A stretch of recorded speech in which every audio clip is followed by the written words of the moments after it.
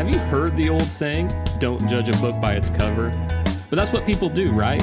We judge everything by outward appearances. In my experience, a great album cover can make or break the decision on whether I buy an album.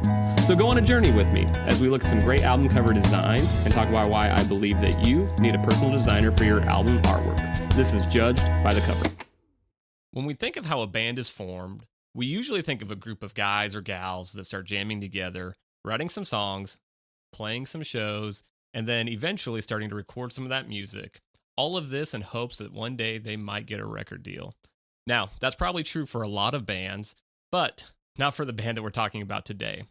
On this episode of the Judged by the Cover podcast, we're going to be talking about the great album cover from the debut self-titled album for the band, Boston. Before we get to the design, we do have to talk about the crazy story behind this album even coming into existence. But before we dive into this episode, make sure you hit the like and subscribe buttons if you're watching on YouTube. And if you're listening on your favorite podcast app, make sure you hit the subscribe button so you don't miss out on future episodes.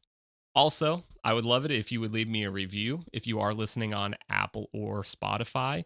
It's a great way to let me know what you think about the show. It's also a great way to leave suggestions about what you would like to see on future shows. I would greatly appreciate it because it does help the show get exposure and get new listeners. Now, let's get to this album. The album Boston was released August 25th, 1976, and quickly broke sales records, becoming one of the best-selling debut LPs in the U.S. at that time. This album has won a lot of awards, and nearly the entire album receives constant rotation on classic rock radio. Think about that for a minute.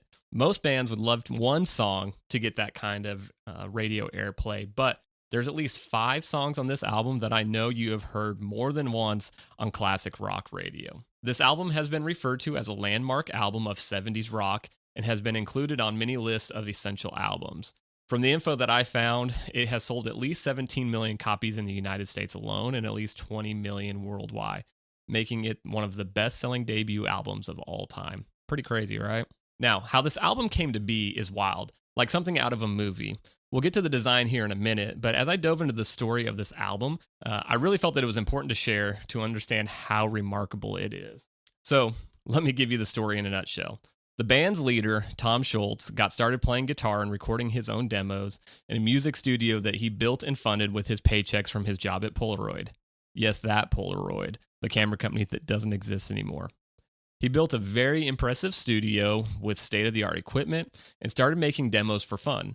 It was one of those things. He was trained on piano, started playing guitar, and just started recording himself. That's really where he started. He would eventually throw together a live band. They would play some shows, record some more music, but it never really went anywhere. They sent out a lot of demos, but got a resounding no from everyone that they could get to listen to it. But Scholz persisted. He kept getting a couple of his friends to come in and sing and drum on the demos. He kept making the demos better, and then things changed when they got the attention and help from promoters Paul Ahern and Charlie McKenzie.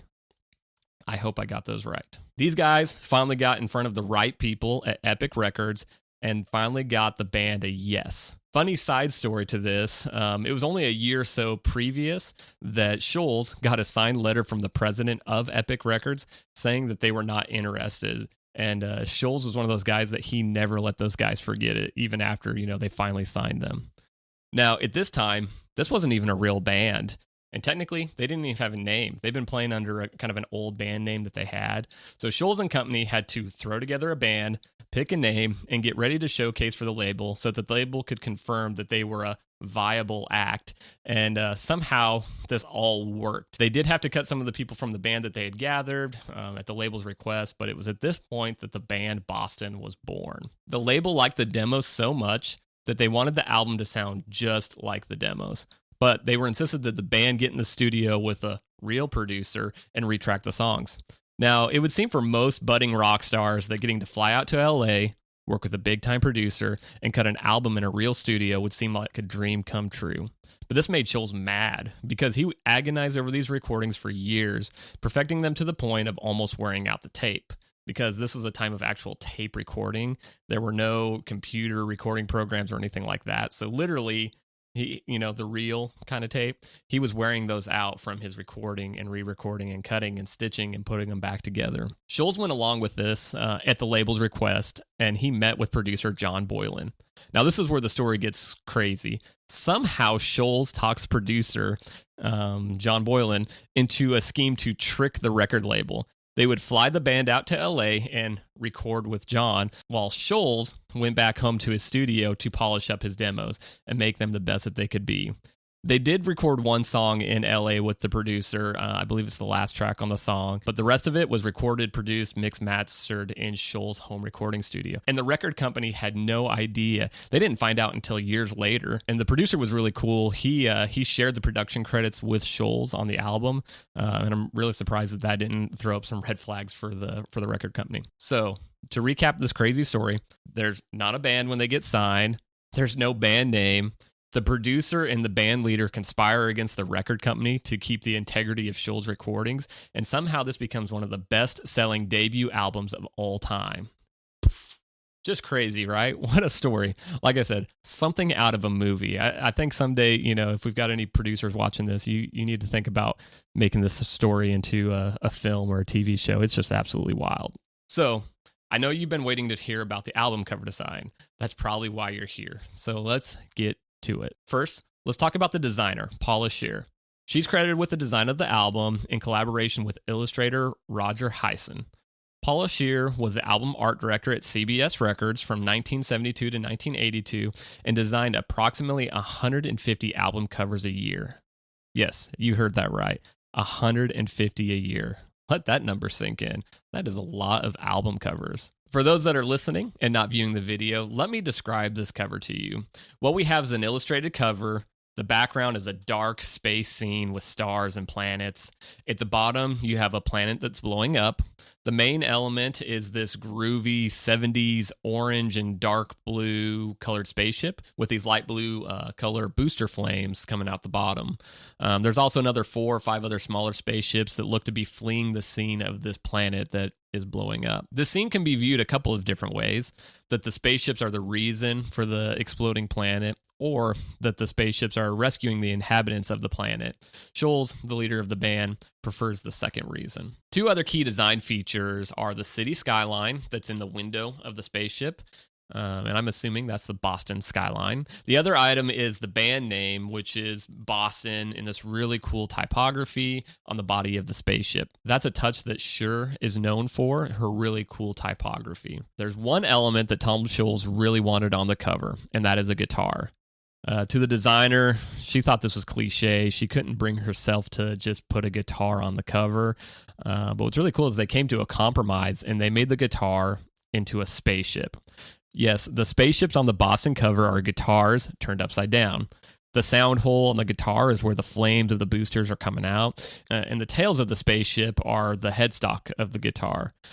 Somehow, I have missed this fact for years. I think I've been listening to this album for probably 15 years or so, and actually didn't realize that until this year, and that's mainly one of the reasons why I'm talking about this cover. So to recap, starry space background, exploding planet, with guitar-shaped spaceships fleeing the scene. To me, there is a great balance of complementary colors with the blues and oranges, interesting element use of the guitars as the spaceships, and the overall story it brings you to make up in your mind. To me, these are the reasons that make this cover great. Now, there is one person who doesn't see this cover as great, and that's the designer herself. Scher has been quoted as being mystified by the continued interest in this piece, saying, "It was, still is, and in my opinion, a mediocre piece of work." Those are very nice words to say about something that you were part of the design for. Oh, shoot. And so, there you have it. What are your thoughts on this album cover by Boston? Did you know that those spaceships were guitars? Be honest with me. Did you know that they were guitared before I pointed them out? One thing that I pull from this cover and this story as a whole is the fact that the band leader and the designer had some differences in opinion on what should go on the cover. They both stuck up for what they believed in, but still came to a very good compromise. If it was left up to the band, you may have just had a guitar on the cover and maybe nothing else, we'll never know. But instead, the designer found a really cool way to use the guitar in the piece, and in my opinion, came up with a really interesting element that people are still talking about today. Remember, this album came out in 1976. That's 46 years ago, and people, aka me, are just discovering the star-shaped spaceships. So if you're a band or artist with a song or project that needs a cover, I urge you to find a designer that can take your ideas and make it into something timeless, not just a cool image, that can take your guitar idea and turn it into a spaceship. So now it's time to move on to my new favorite part of the show. On my last episode, I asked you guys for a name for this segment, and I got a really cool suggestion that we're going to run with. So this is Near Miss Time. I'm going with this name, Near Miss, because obviously these designs ended up being the cover for the song or album, but I feel like they really missed the mark from a design aspect. My first near miss victim is Garth Brooks.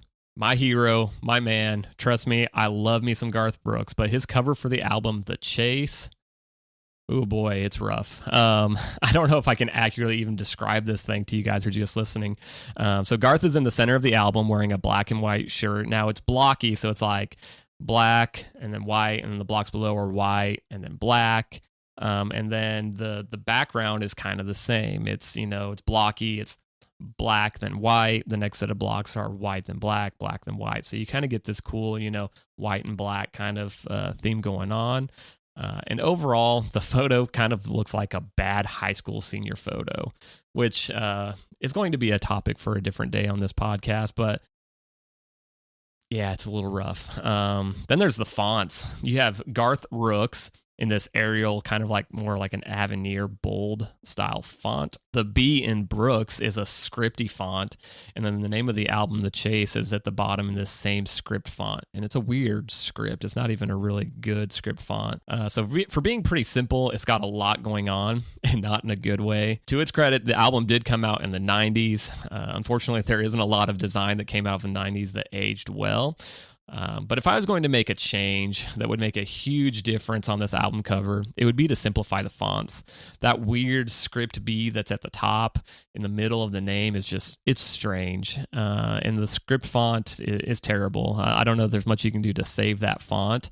But I think if you were to take the font and go with more of like a clean font, I mean, even kind of like what they use for the name, Garth Brooks, if they used a font like that for the name of the artist in the album, it would have gone a long way. So this is one of those where it's a case of less is more. So simplify the fonts, and that would go a long ways. We could talk a lot more about that, but let's save some time for a different day. Coming up, we have more album covers to talk about. Plus, I also have a couple of really fun bonus episodes that I'm going to be throwing in here soon. So stay tuned. I've got more episodes coming soon. So that's it for this episode of the Judge by the Cover podcast. Remember to hit the subscribe buttons and follow me on Facebook and Instagram at JDubCreates for any news regarding the podcast. Thanks again for listening, and we'll do this again soon. Thanks.